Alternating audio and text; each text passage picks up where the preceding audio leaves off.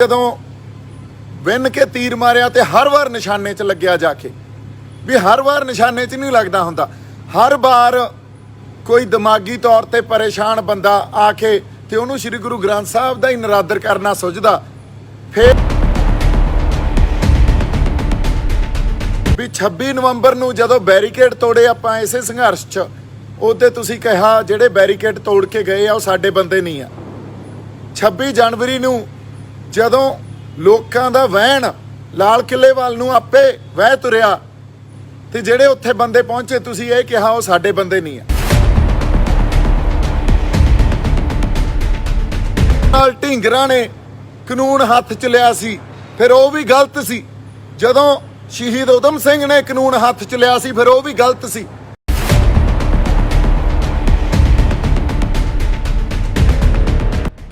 ਇੱਕ ਸਾਲ ਤੋਂ ਵੱਧ ਸਮਾਂ ਹੋ ਗਿਆ, ਨਿਹੰਗ ਸਿੰਘ ਜਥੇਬੰਦੀਆਂ ਤੁਹਾਡੇ ਕੋਲੇ ਉੱਥੇ ਪਹਿਰਾ ਦੇ ਰਹੀਆਂ।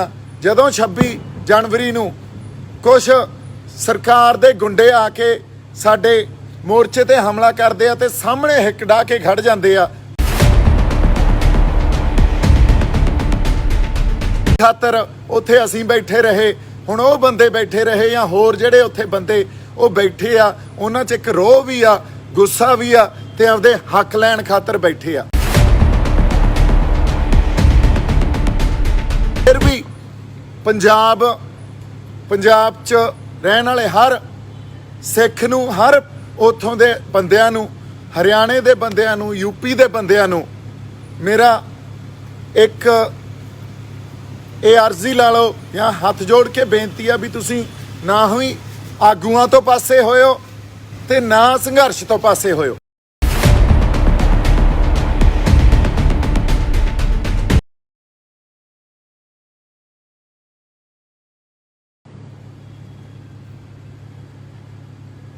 ਸਤਿ ਸ਼੍ਰੀ ਅਕਾਲ ਜੀ। ਮੈਂ ਆਸ ਕਰਦਾ ਤੁਸੀਂ ਸਾਰੇ ਚੜ੍ਹਦੀ ਕਲਾ 'ਚ ਹੋਵੋਗੇ। ਕੁਝ ਘਟਨਾਵਾਂ ਵਾਪਰੀਆਂ, ਉਹਨਾਂ ਘਟਨਾਵਾਂ ਨੂੰ ਲੈ ਕੇ ਬੜੀ ਚਰਚਾ ਹੋਈ, ਸੋ ਉਸੇ ਬਾਰੇ ਆਪਾਂ ਗੱਲਬਾਤ ਕਰਨੀ ਆ। ਮੈਂ ਰੂਬਰੂ ਹੋਇਆ। ਪਹਿਲੀ ਗੱਲ ਤਾਂ ਇਹ ਗੱਲ ਕਲੀਅਰ ਕਰ ਦਈਏ ਆਪਾਂ, ਸਾਡੇ ਸਾਰੇ ਪੰਜਾਬ ਦੇ, ਹਰਿਆਣਾ ਦੇ ਹੋਰ ਪਾਸੇ ਜਿਹੜੇ ਸਾਡੇ ਬੰਦੇ ਕਿਸਾਨੀ ਸੰਘਰਸ਼ 'ਚ ਬੈਠੇ ਆ ਉਹਨਾਂ ਨੂੰ ਵੀ ਅਸੀਂ ਕਿਸਾਨੀ ਸੰਘਰਸ਼ ਦੇ ਨਾਲ ਆ, ਕਿਸਾਨੀ ਸੰਘਰਸ਼ ਦੇ ਨਾਲ ਸੀ ਤੇ ਰਹਾਂਗੇ ਵੀ।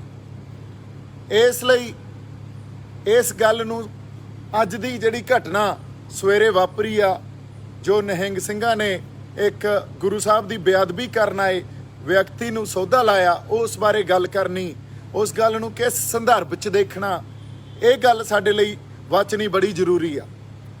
ਸਾਡੇ ਜਿਹੜੇ ਆਗੂ ਆ, ਬਜ਼ੁਰਗ ਆ, ਉਹਨਾਂ ਨੂੰ ਮੇਰੀ ਬੇਨਤੀ ਆ ਵੀ 26 ਨਵੰਬਰ ਨੂੰ ਵੀ ਇਹੀ ਬੇਨਤੀ ਸੀ, 26 ਜਨਵਰੀ ਨੂੰ ਵੀ ਇਹੀ ਬੇਨਤੀ ਸੀ ਤੇ ਅੱਜ ਵੀ ਇਹੀ ਬੇਨਤੀ ਆ ਵੀ ਤੁਸੀਂ ਸਾਡੇ ਆਗੂ ਹੋ, ਤੁਸੀਂ ਸਤਿਕਾਰਯੋਗ ਹੋ, ਤੁਸੀਂ ਸਾਡੇ ਬਜ਼ੁਰਗ ਹੋ ਤੇ ਅਸੀਂ ਤੁਹਾਡੇ ਨਾਲ ਆ, ਹਮੇਸ਼ਾ ਤੁਹਾਡੇ ਨਾਲ ਆ, ਤੁਹਾਡੇ ਬੱਚੇ ਆ, ਤੁਹਾਡੇ ਸੋਲਜਰਾਂ ਤੇ ਸੰਘਰਸ਼ ਦੇ ਨਾਲ ਵੀ ਖੜੇ ਆ।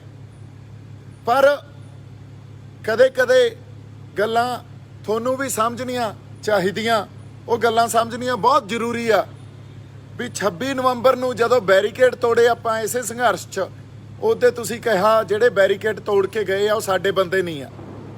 26 ਜਨਵਰੀ ਨੂੰ ਜਦੋਂ ਲੋਕਾਂ ਦਾ ਵਹਿਣ ਲਾਲ ਕਿਲੇ ਵੱਲ ਨੂੰ ਆਪੇ ਵਹਿ ਤੁਰਿਆ ਤੇ ਜਿਹੜੇ ਉੱਥੇ ਬੰਦੇ ਪਹੁੰਚੇ ਤੁਸੀਂ ਇਹ ਕਿਹਾ ਉਹ ਸਾਡੇ ਬੰਦੇ ਨਹੀਂ ਆ।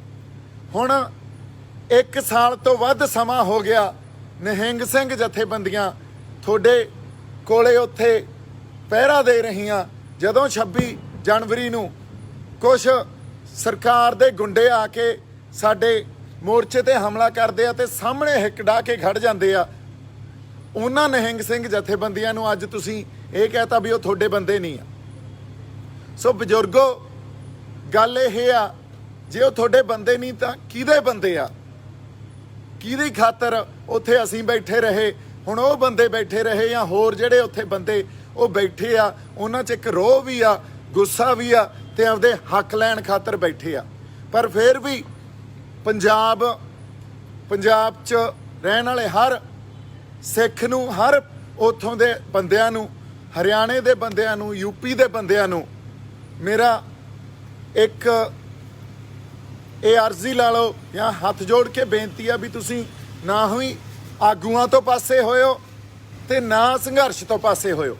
ਆਪਾਂ ਕਿਸਾਨੀ ਸੰਘਰਸ਼ ਦੇ ਨਾਲ ਵੀ ਆ, ਆਪਾਂ ਆਗੂਆਂ ਦੇ ਨਾਲ ਵੀ ਆ, ਪਰ ਕੁਝ ਗੱਲਾਂ ਨੂੰ ਸਮਝਣਾ ਸਾਡੇ ਲਈ ਬੜੀ ਜ਼ਰੂਰਤ ਇਸ ਵੇਲੇ ਬਣੀ ਹੋਈ ਆ। ਉਹ ਇਸ ਕਰਕੇ ਕਿਉਂਕਿ ਇੱਕ ਗੱਲ ਬੜੀ ਵੱਡੇ ਪੱਧਰ ਤੇ ਪ੍ਰਚਾਰੀ ਜਾ ਰਹੀ ਆ ਵੀ ਉਹਨਾਂ ਨੇ ਕਾਨੂੰਨ ਨੂੰ ਹੱਥ 'ਚ ਲਿਆ।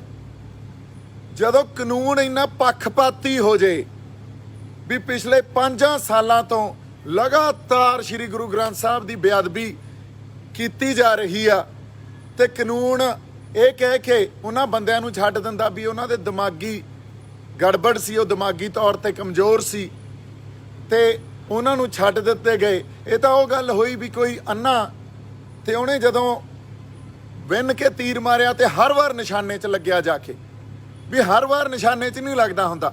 ਹਰ ਵਾਰ ਕੋਈ ਦਿਮਾਗੀ ਤੌਰ ਤੇ ਪਰੇਸ਼ਾਨ ਬੰਦਾ ਆ ਕੇ ਤੇ ਉਹਨੂੰ ਸ੍ਰੀ ਗੁਰੂ ਗ੍ਰੰਥ ਸਾਹਿਬ ਦਾ ਹੀ ਨਿਰਾਦਰ ਕਰਨਾ ਸੁਝਦਾ। ਫਿਰ ਇਹ 5 ਸਾਲਾਂ ਤੋਂ ਸਾਨੂੰ ਕਿਵੇਂ ਲਗਾਤਾਰ ਪ੍ਰਵੋਕ ਕਰ ਰਹੇ ਆ। ਅਸੀਂ ਕਾਨੂੰਨ ਕੋਲੇ ਅਰਜ਼ੀਆਂ ਦੇ ਕੇ ਆਪਦੀਆਂ ਸ਼ਿਕਾਇਤਾਂ ਕਰਕੇ ਥੱਕ ਗਏ ਪਰ ਸਾਨੂੰ ਇਨਸਾਫ ਨਹੀਂ ਮਿਲਿਆ। ਉਸੇ ਤਰ੍ਹਾਂ ਜਿਸ ਤਰ੍ਹਾਂ ਸਾਨੂੰ ਪੁਰਾਣੇ ਸਾਡੇ ਨਾਲ ਹੋਈ ਬੇਇਨਸਾਫੀ ਦਾ ਇਨਸਾਫ ਨਹੀਂ ਮਿਲਿਆ। ਸੋ ਜਦੋਂ ਕਾਨੂੰਨ ਪੱਖਪਾਤੀ ਹੋ ਜੇ ਉਦੋਂ ਕਾਨੂੰਨ ਹੱਥ 'ਚ ਲੈਣਾ ਪੈਂਦਾ ਹੁੰਦਾ। ਇਹ ਇਤਿਹਾਸ ਦੀਆਂ ਬਹੁਤ ਘਟਨਾਵਾਂ ਇਹਦੀ ਗਵਾਹੀ ਭਰਦੀਆਂ। ਜਦੋਂ ਮਦਨ ਲਾਲ ਢੀਂਗਰਾ ਨੇ ਕਾਨੂੰਨ ਹੱਥ 'ਚ ਲਿਆ ਸੀ ਫਿਰ ਉਹ ਵੀ ਗਲਤ ਸੀ। ਜਦੋਂ ਸ਼ਹੀਦ ਊਧਮ ਸਿੰਘ ਨੇ ਕਾਨੂੰਨ ਹੱਥ 'ਚ ਲਿਆ ਸੀ ਫਿਰ ਉਹ ਵੀ ਗਲਤ ਸੀ। ਜਦੋਂ ਭਗਤ ਸਿੰਘ ਨੇ, ਜਿਹਦੀ ਗੱਲ ਆਪਾਂ ਕਿਸਾਨੀ ਸੰਘਰਸ਼ ਬੈਠੇ ਕਰਦੇ ਆ ਵੀ ਇਨਕਲਾਬ ਭਗਤ ਸਿੰਘ ਨੇ ਲਿਆ ਤਾਂ ਫਿਰ ਸਰਦਾਰ ਭਗਤ ਸਿੰਘ ਵੀ ਗਲਤ ਸੀ। ਜਦੋਂ ਜਿੰਦੇ ਤੇ ਸੁੱਖੇ ਨੇ ਕਾਨੂੰਨ ਹੱਥ 'ਚ ਲਿਆ ਸੀ ਫਿਰ ਉਹ ਵੀ ਗਲਤ ਸੀ। ਤੇ ਜਦੋਂ ਸਾਡੇ ਜਥੇਦਾਰ ਰਣਜੀਤ ਸਿੰਘ ਨੇ ਕਾਨੂੰਨ ਹੱਥ 'ਚ ਲਿਆ ਸੀ ਉਹ ਵੀ ਗਲਤ ਸੀ। ਉਹਨਾਂ ਤੋਂ ਵੀ ਪੁੱਛ ਲਓ ਵੀ ਕਾਨੂੰਨ ਕਿਉਂ ਹੱਥ 'ਚ ਲੈਣਾ ਪੈ ਗਿਆ। ਹੁਣ ਇਸ ਗੱਲ ਨੂੰ ਜੇ ਆਪਾਂ ਇਹ ਕਹੀਏ ਵੀ ਕਾਨੂੰਨ ਹੱਥ 'ਚ ਲਿਆ ਤੇ ਆਪਣੇ ਹੁਣੇ ਹੀ ਲਖੀਮਪੁਰ ਖੇੜੀ 'ਚ ਜਦੋਂ ਸਾਡੇ ਬੰਦਿਆਂ ਨੂੰ ਦਗੜ ਕੇ ਕਤਲੇਆਮ ਕਰਤਾ ਤੇ ਉੱਥੇ ਰੋਹ 'ਚ ਆਏ ਸਾਡੇ ਬੰਦਿਆਂ ਨੇ 2 ਬੀਜੇਪੀ ਦੇ ਬੰਦੇ ਮਾਰਤੇ, ਫਿਰ ਤਾਂ ਅਸੀਂ ਵੀ ਕਾਨੂੰਨ ਹੱਥ 'ਚ ਲੈ ਲਿਆ, ਫਿਰ ਆਪਾਂ ਵੀ ਗਲਤ ਆ। ਉਦੋਂ ਤਾਂ ਜਿਹੜੇ ਆਪਣੇ ਟਕੈਤ ਸਾਹਿਬ ਆ ਉਹ ਇਹ ਕਹਿ ਰਹੇ ਆ ਇਹਦਾ ਐਕਸ਼ਨ ਦਾ ਰਿਐਕਸ਼ਨ ਸੀ, ਪਰ ਇੱਥੇ ਐਕਸ਼ਨ ਦਾ ਰਿਐਕਸ਼ਨ ਨਹੀਂ ਤੁਹਾਨੂੰ ਦਿਸਿਆ। ਪਿਛਲੇ 5 ਸਾਲਾਂ ਦਾ ਜਿਹੜਾ ਇਹ ਐਕਸ਼ਨ ਕਰ ਰਹੇ ਆ ਉਹ ਐਕਸ਼ਨ ਦਾ ਰਿਐਕਸ਼ਨ ਨਹੀਂ ਦਿਖਿਆ। ਸੋ ਬਜ਼ੁਰਗੋ, ਮੇਰੀ ਤੁਹਾਨੂੰ ਹੱਥ ਜੋੜ ਕੇ ਬੇਨਤੀ ਆ ਵੀ ਤੁਹਾਨੂੰ ਯੋਗਿੰਦਰ ਯਾਦਵ ਵਰਗੇ ਬੰਦੇ ਮੈਨੀਪੂਲੇਟ ਕਰ ਦਿੰਦੇ ਆ, ਤੁਸੀਂ ਉਹਨਾਂ ਦੇ ਪਿੱਛੇ ਲੱਗ ਜਾਂਦੇ ਹੋ ਤੇ ਤੁਸੀਂ ਪੰਥ ਤੇ ਪਰਾਏ ਹੋ ਕੇ ਖੜ ਜਾਂਦੇ ਹੋ ਜਾਂ ਪੰਜਾਬ ਤੋਂ ਪਰਾਏ ਹੋ ਕੇ ਖੜ ਜਾਂਦੇ ਹੋ। ਤੁਹਾਨੂੰ ਪੰਜਾਬ ਦੀ ਧਰਤੀ ਨੇ ਮਾਫ ਨਹੀਂ ਕਰਨਾ। ਅਸੀਂ ਤਾਂ ਤੁਹਾਡੇ ਨਾਲ ਖੜੇ ਆ, ਅਸੀਂ ਸੰਘਰਸ਼ ਤੁਹਾਡੇ ਨਾਲ ਹਿੱਕ ਢਾਹ ਕੇ ਖੜੇ ਆ। ਅੱਜ ਵੀ ਨਾਲ ਆ, ਪਹਿਲਾਂ ਵੀ ਨਾਲ ਸੀ ਤੇ ਅੱਗੇ ਵੀ ਰਹਾਂਗੇ। ਤੁਸੀਂ ਸਾਡੀ ਪੈਰਵਾਈ ਕਰੋ ਨਾ ਕਰੋ, ਇਹ ਪ੍ਰੋਵੋਕੇਸ਼ਨ ਸੀ। ਪ੍ਰੋਵੋਕੇਸ਼ਨ ਦੇ ਬਾਅਦ ਹੀ ਇਹ ਵਰਤਾਰਾ ਵਾਪਰਿਆ। ਇਹ ਕੋਈ ਇੱਕ ਆਈਸੋਲੇਸ਼ਨ 'ਚ ਜਾਂ ਇਹਨੂੰ ਕੱਲੀ ਘਟਨਾ ਨੂੰ ਨਾ ਦੇਖੋ, ਇਹਦੇ ਪਿੱਛੇ 5 ਸਾਲ ਦਾ ਬੇਅਦਬੀ ਦਾ ਇਤਿਹਾਸ ਪਿਆ। ਸੋ ਇਸ ਕਰਕੇ ਜਿਹੜੇ ਬੰਦੇ ਇਹ ਕਹਿੰਦੇ ਆ ਵੀ ਕਾਨੂੰਨ ਹੱਥ 'ਚ ਲੈ ਲਿਆ, ਇਹ ਬੰਦਿਆਂ ਨੂੰ ਇੱਕ ਸਵਾਲ ਆ ਮੇਰਾ ਵੀ ਜਦੋਂ ਕੋਈ ਇਤਿਹਾਸ 'ਚ ਜਦੋਂ ਕੌਮ ਨੇ, ਸਾਡੇ ਸੰਘਰਸ਼ੀ ਬੰਦਿਆਂ ਨੇ ਇਨਸਾਫ ਲਿਆ, ਉਹਦੇ ਕਾਨੂੰਨ ਹੱਥ 'ਚ ਨਹੀਂ ਲਿਆ ਗਿਆ। ਅੱਜ ਹੀ ਤੁਹਾਨੂੰ ਦਿਖਦਾ ਵੀ ਕਾਨੂੰਨ ਹੱਥ 'ਚ ਲੈ ਲਿਆ। ਫਿਰ ਅਗਲੀ ਗੱਲ, ਡਾਕਟਰ ਸਵਾਈਮਾਨ ਸਿੰਘ ਆ ਜਿਹੜੇ, ਉਹ ਬੜੇ ਸਤਿਕਾਰਯੋਗ ਆ, ਬੜੇ ਜੈਂਟਲ ਆ, ਉਹਨਾਂ ਨੇ ਵੀ ਇਹ ਗੱਲ ਕਹੀ ਵੀ ਜੇ ਗੁਰੂ ਨਾਨਕ ਪਾਤਸ਼ਾਹ ਹੁੰਦੇ, ਸ਼੍ਰੀ ਗੁਰੂ ਰਾਮਦਾਸ ਪਾਤਸ਼ਾਹ ਹੁੰਦੇ ਤਾਂ ਵੀ ਐਂ ਕਰਦੇ। ਤੁਸੀਂ ਗੁਰੂਆਂ ਨੂੰ ਨਖੇੜ ਕੇ ਨਾ ਦੇਖੋ। ਮੈਂ ਡਾਕਟਰ ਸਾਹਿਬ ਤੁਹਾਨੂੰ ਬੇਨਤੀ ਕਰਦਾ, ਤੁਸੀਂ ਇਸ ਗੱਲ ਤੇ ਤੁਹਾਨੂੰ ਸਮਝ ਨਹੀਂ ਤੇ ਤੁਸੀਂ ਚੰਗੇ ਬੰਦੇ ਹੋ, ਤੁਸੀਂ ਨਾ ਬੋਲੋ, ਕਿਉਂਕਿ ਉਸ ਵੇਲੇ ਗੁਰੂ ਸਾਹਿਬ ਗੁਰੂ ਨਾਨਕ ਪਾਤਸ਼ਾਹ ਤੋਂ ਲੈ ਕੇ 10ਵੇਂ ਪਾਤਸ਼ਾਹ ਤੇ ਫਿਰ ਸ੍ਰੀ ਗੁਰੂ ਗ੍ਰੰਥ ਸਾਹਿਬ ਤੱਕ ਇਹ ਤਾਂ ਇੱਕ ਜੋਤ ਆ, ਇੱਕ ਜੋਤ ਪ੍ਰਗਟ ਹੋਈ। ਇਹਨਾਂ ਨੂੰ ਨਖੇੜ ਕੇ ਨਹੀਂ ਦੇਖਿਆ ਜਾ ਸਕਦਾ ਸੀ। ਜੋ ਗੁਰੂ ਨਾਨਕ ਸਾਹਿਬ ਵੇਲੇ ਗੁਰੂ ਨਾਨਕ ਸਾਹਿਬ ਨੂੰ ਜ਼ਰੂਰਤ ਸੀ ਜਾਂ ਉਸ ਵੇਲੇ ਉਹ ਇਲਹਾਮ ਸੀ ਉਹਨਾਂ ਨੂੰ, ਉਦੋਂ ਉਹਨਾਂ ਨੇ ਉਹ ਕੀਤਾ। ਜੋ 10ਵੇਂ ਪਾਤਸ਼ਾਹ ਵੇਲੇ ਇੱਕ ਜ਼ਰੂਰਤ ਸੀ ਸਮਾਜ ਦੀ, ਉਦੋਂ ਉਹਨਾਂ ਨੇ ਉਹ ਕੀਤਾ। ਸੋ ਇਸ ਕਰਕੇ ਉਹ ਇੱਕ ਇਲਹਾਮ, ਇੱਕ ਰੱਬੀ ਜਿਹੜੀ ਗੱਲ ਆ ਉਹਨੂੰ ਸਾਡੇ ਲਈ ਸਮਝਣਾ, ਇਸ ਤਰ੍ਹਾਂ ਨਿਖੇੜ ਕੇ ਦੇਖਣਾ ਬਹੁਤ ਔਖਾ। ਫਿਰ ਤਾਂ ਜਦੋਂ ਭਾਈ ਬਿਧੀ ਚੰਦ ਨੇ 5ਵੇਂ ਪਾਤਸ਼ਾਹ ਵੇਲੇ ਉਹਨਾਂ ਨੇ ਤਾਂ ਬਹੁਤ ਸ਼ਾਂਤਮਈ ਸ਼ਹਾਦਤ ਦਿੱਤੀ ਆ। ਕਿਸੇ ਨੇ ਜਦੋਂ ਗੁਰੂ ਸਾਹਿਬ ਦੇ ਬਾਰੇ ਮੰਦਾ ਬੋਲਿਆ ਤੇ ਭਾਈ ਬਿਧੀ ਚੰਦ ਨੇ ਟੋਟੇ ਕਰਕੇ ਉਹਦੇ ਨਹਿਰ 'ਚ ਸਿੱਟਤਾ ਸੀ। ਫਿਰ ਤਾਂ ਉਹ ਵੀ ਕਾਨੂੰਨ ਹੱਥ 'ਚ ਲੈਣ ਵਾਲੀ ਗੱਲ ਸੀ। ਇਸ ਲਈ ਜਦੋਂ ਅਸੀਂ ਗੁਰੂਆਂ ਨੂੰ ਨਿਖੇੜ ਕੇ ਦੇਖਦੇ ਆ ਤੇ ਫਿਰ ਇੱਕ ਜੋਤ ਦੀ ਸਾਨੂੰ ਸਮਝ ਨਹੀਂ ਆਉਂਦੀ ਤੇ ਅਸੀਂ ਇੱਕ ਬਿਰਤਾਂਤ ਪੈਦਾ ਕਰ ਦਿੰਦੇ ਆ ਵੀ ਗੁਰੂ ਨਾਨਕ ਸਾਹਿਬ ਆਏ ਨਹੀਂ ਕਰ ਸਕਦੇ ਸੀ, ਪਰ ਹੋ ਸਕਦਾ 10ਵੇਂ ਪਾਤਸ਼ਾਹ ਆਏ ਕਰਦੇ। ਇਹ ਬਹੁਤ ਗਲਤ ਗੱਲ ਆ। ਅਗਲੀ ਗੱਲ, ਜਿਹੜੇ ਕੁਝ ਬੰਦੇ ਇਹ ਗੱਲ ਕਹਿ ਰਹੇ ਆ ਵੀ ਇਹ ਤਾਂ ਨਿਹੰਗ ਸਿੰਘ ਜਥੇਬੰਦੀਆਂ ਦੇ ਨਾਲ ਹੀ ਰਹਿੰਦਾ ਸੀ ਤੇ ਉਹਨਾਂ ਦੇ ਆਪਸ 'ਚ ਕੋਈ ਰੌਲਾ ਸੀ, ਉਹਨਾਂ ਨੇ ਇਹਨੂੰ ਮਾਰ ਕੇ ਤੇ ਬੇਅਦਬੀ ਦਾ ਬਹਾਨਾ ਕਰਤਾ।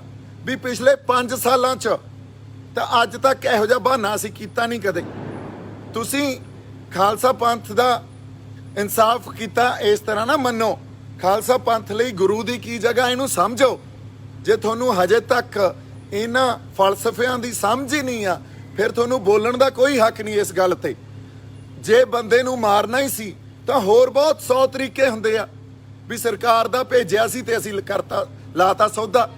ਗੁਰੂ ਦੇ ਉੱਤੇ ਕੋਈ ਸਵਾਲ ਕਰਦਾ ਤੇ ਗੁਰੂ ਦੇ ਉੱਤੇ ਖਾਲਸਾ ਪੰਥ ਦੀ ਸ਼ਰਧਾ ਕੀ ਆ, ਗੁਰੂ ਲਈ ਉਹ ਕੀ ਕਰ ਸਕਦੇ ਆ, ਇਸ ਗੱਲ ਨੂੰ ਸਮਝੋ। ਤੁਹਾਡੇ ਲਈ ਆਰਥਿਕ ਮਸਲੇ ਵੱਡੇ ਹੋਣੇ ਆ, ਉਹਨਾਂ ਲਈ ਧਰਮ ਤੇ ਧਰਮ ਦੀ ਹੋਂਦ ਬਹੁਤ ਵੱਡੀ ਆ।